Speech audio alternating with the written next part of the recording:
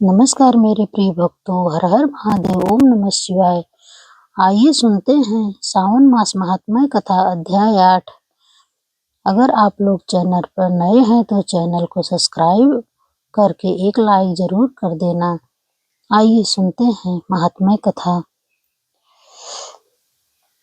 ईश्वर बोले, हे सनत कुमार, मैं समस्त पापों का नाश करने वाला बुद्ध गुरु का व्रत का वर्णन करूंगा, जिसे श्रद्धा पूर्वक करके मनुष्य परम सिद्धि प्राप्त करता है। ब्रह्मा जी ने चंद्रमा को ब्राह्मणों के राजा के रूप में अभिषिक्त किया।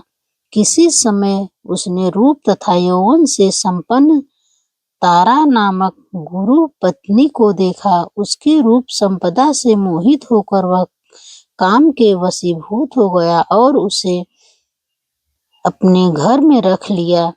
इस प्रकार बहुत दिन बीतने पर उसे बुद्ध नामक एक पुत्र हुआ, जो बुद्धिमान, सौंदर्यशाली तथा सभी शुभ लक्षणों से युक्त था। गुरु बृहस्पति को ज्ञात हुआ कि तारा चंद्रमा के घर में स्थित है। तब उन्होंने चंद्रमा से कहा कि मेरी पत्नी को वापिस कर दो। अनेक तरह से समझाने पर भी चंद्रमा ने तारा को वापिस नहीं दिया। तब बृहस्पति ने देवताओं की सभा में जाकर देवराज इंद्र को यह वृत्तांत बताया और कहा, हे शुक्र, आप देवताओं के राजा हैं, अतः अपनी आज्ञा से आप उन्हें दिलाएं, अन्यथा उस चंद्रमा के द्वारा किया गया पाप आपको भी निसंदेह लगेगा, क्योंकि शास्त्र के निर्णय के अनुसार प्रजा के द्वारा किए गए पाप को राजा को भोगता है। पुराण में भी कहा गया है कि दुर्बल का बल राजा होता है। गुरु का यह वचन सुनकर चंद्रमा ने कहा, मैं आपकी आज्ञा से तारा को तो दे दूंगा, किंतु इस पुत्र को नहीं दूंगा। शास्त्र के अनुसार विचार करके देवताओं ने उस बुद्ध को चंद्रमा को दे दिया।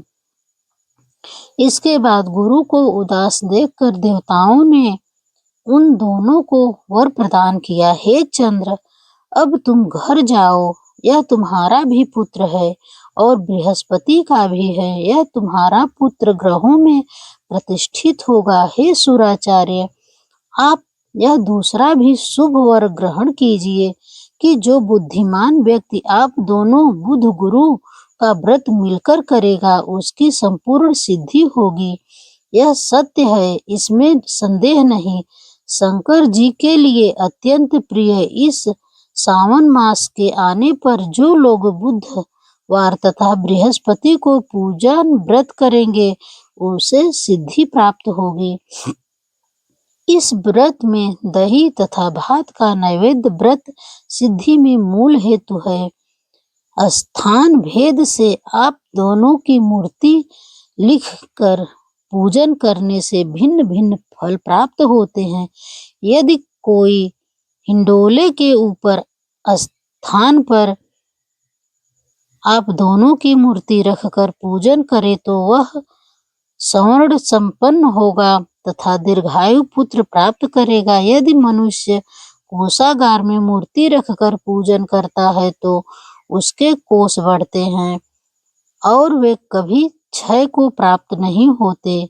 इसी प्रकार पत्रकालय में पूजन करने से पाक वृद्धि और देवालय में पूजा करने से उनकी कृपा प्राप्त होती है। शय्यागार में लिखकर पूजा करने से स्त्री का वियोग कभी नहीं होता। धान्यागार में रखकर पूजन करने से धान्य की वृद्धि होती है। इस प्रकार मनुष्य उन सब फलों को प्राप्त कर लेता है। इस प्रकार 7 वर्ष तक करने के बाद उद्यापन करना चाहिए। उद्यापन से पहले दिन अधिवासन करके रात्रि में जागरण करना चाहिए। सुवर्ण की प्रतिमा बनाकर विधि पूर्वक 16 उपचारों से पूजन करने के पश्चात तिल, घृत, चारु और अपामार्ग तथा अस्वस्थ से युक्त समिधाओं से होम करना चाहिए। अंत में पूर्णाहुति देनी चाहिए। उसके बाद मामा और भांजे को प्रयत्न पूर्वक बैठाकर भोजन कराना चाहिए। इसके बाद ब्राह्मणों को तथा अन्य लोगों को भी भोजन कराना चाहिए, स्वयं भी भोजन करना चाहिए। इस विधि से 7 वर्ष तक करने पर मनुष्य सभी मनोरथों को प्राप्त कर लेता है। जो इसे विद्या की कामना करता है वह वेद व शास्त्र के अर्थों को जानने वाला हो जाता है। बुध बुद्धि प्रदान करते हैं और गुरु बृहस्पति गुरुत्ता का प्रदान करते हैं। सनत कुमार बोले, हे भगवान, आपने तो यह कहा कि इस अवसर पर मामा तथा भांजे को भोजन करना चाहिए। यदि बताने योग्य हो तो इसका कारण बताइए। ईश्वर बोले, हे सनत कुमार, पूर्व काल में अत्यंत दीन तथा दरिद्र कोई 2 ब्राह्मण थे। वे दोनों मामा भांजे थे। उदार पूर्ति हेतु परिश्रम पूर्वक भ्रमण करते हुए वे दोनों किसी नगर में अन्न मांगने के लिए गए थे। उन्होंने घर घर में सावन मास में प्रत्येक वार को उस वार का व्रत होते हुए देखा, किंतु कभी भी बुद्ध गुरु का व्रत नहीं देखा। तब उन्होंने बहुत देर तक परस्पर विचार किया कि सभी वारों का व्रत में सर्वत्र दिखाई पड़ रहा है, किंतु बुद्ध गुरु का कहीं नहीं। अतः यह व्रत अनुष्ठित है। इसलिए हम दोनों को चाहिए कि इस शुभ व्रत का अनुष्ठान आदर पूर्वक करें। किंतु हे सनत कुमार, इसकी विधि न जानने के कारण वे दोनों संयम में पड़ गए। तब रात्रि में उन्हें स्वप्न में इस व्रत की विधि दृष्टिगोचर हुई। इसके बाद उन्होंने उसकी विधि के अनुसार व्रत को किया, जिससे उन्होंने अपार संपदा प्राप्त की। प्रतिदिन उनकी संतान बढ़ने लगी और सभी लोगों को ज्ञात भी हो गई। इस प्रकार 7 वर्ष तक करके वे पुत्र व पौत्र आदि से संपन्न हो गए।